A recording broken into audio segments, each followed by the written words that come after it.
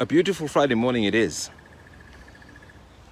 I'm bringing you one of the core pieces of the wisdom that one of my first real mentors actually gave me.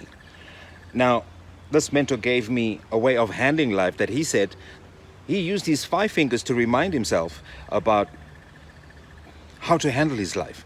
It's deceptively simple, but if you practice it, it will produce deep and powerful results in your life.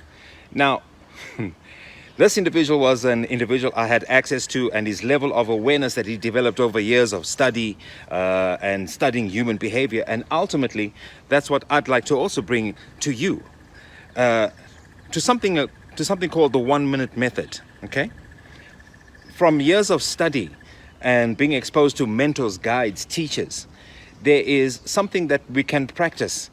We can actually take charge, take control from these decisions that we make and how we apply these universal principles to heal, transform, renew, and then release that creative genius that is within to bring forth your dreams into your life. So, here's 5 simple steps for living an empowered life.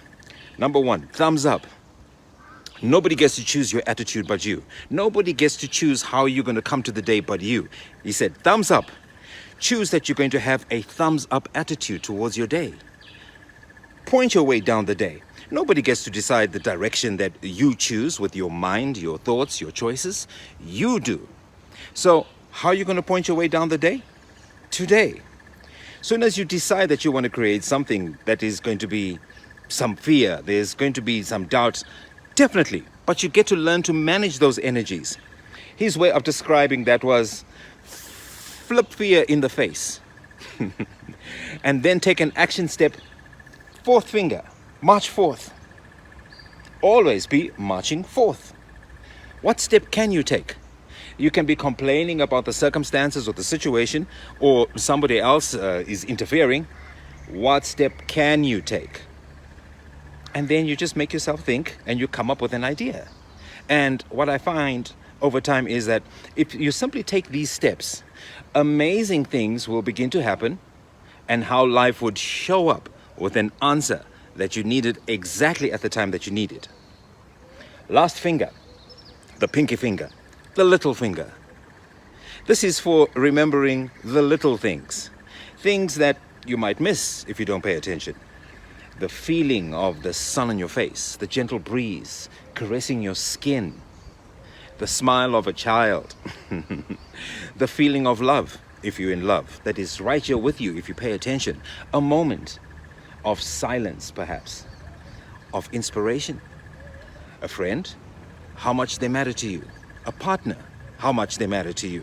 So, if you have a thumbs up attitude, as you point your way down the day, as you flip fear in the face, as you march forth, remember the little things. In the little things is complete magic. In the little things is a feeling of depth and promise. In the little things, you will find you. It's your life. Make it a great one.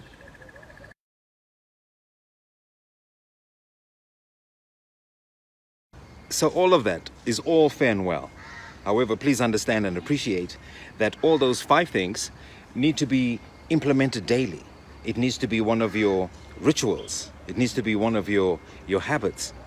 But there's a great deal to be said about habits. Okay, let's frame this. Let's frame this with a story. There was once a wealthy man who wanted nothing but the best for his son. But to his misfortune, his son didn't have any good habits. And as a result of no good habits, there was no work ethic.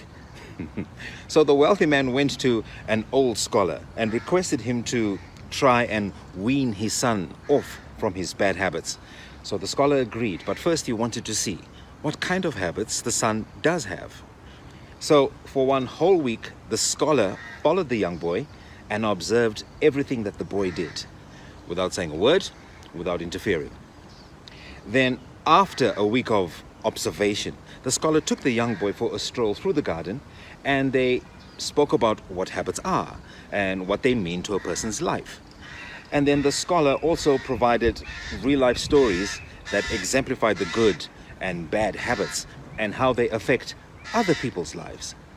Because good and bad habits are the types of things that bring you the types of results that you have in your life. For everything that you do, depending on the choice that you make, there will either be a benefit or a consequence. And yes, as we've discussed before in a previous video, sometimes you can benefit from consequences, and sometimes there are consequences to the types of benefits that you might have, depending on the choices that you've made. Anyway, so the scholar provided real-life stories that exemplified the good and bad habits and how they affect other people's lives. Then the old scholar asked the young boy, "What do you want to be when you grow up?" Excitedly, the boy described every detail of what he is going to do when he grows up with so much passion that half an hour passed by really quickly.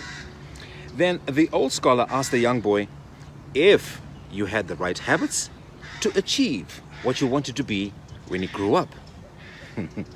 The young boy in turn said and admitted that from what he currently learned up until this point, it was not going to be so.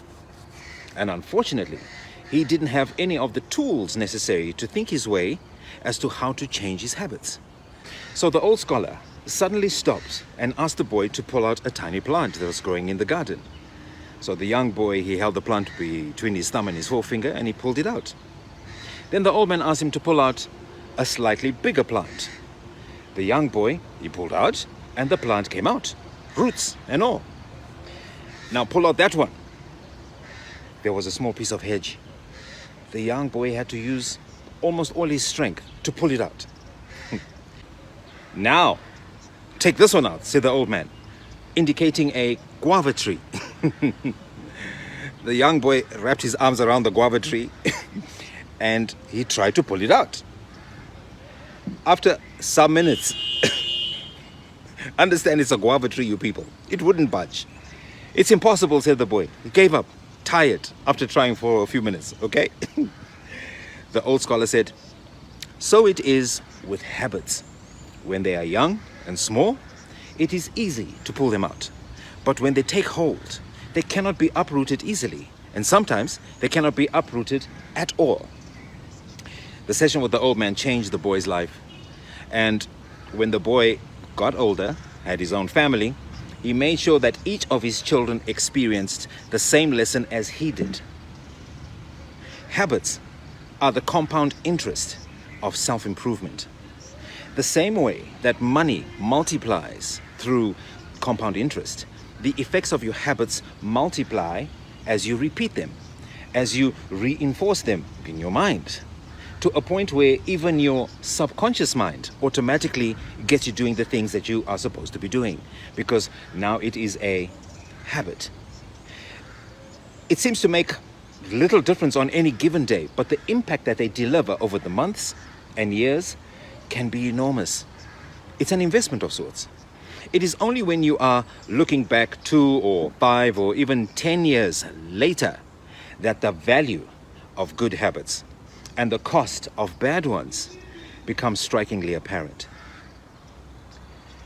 2 of the books that have changed my life for me are The 7 Habits of Highly Effective People by Stephen Covey and Atomic Habits by a writer by the name of James Clear. You'll note the common word in both titles, right? Habits. So, as Jim Rohn said, motivation is what gets you started. Habits are what keep you going. Be mindful of that. And if necessary, change the current habits that you do have to the habits that you actually need for you to get what it is you want. Because everything is a formula.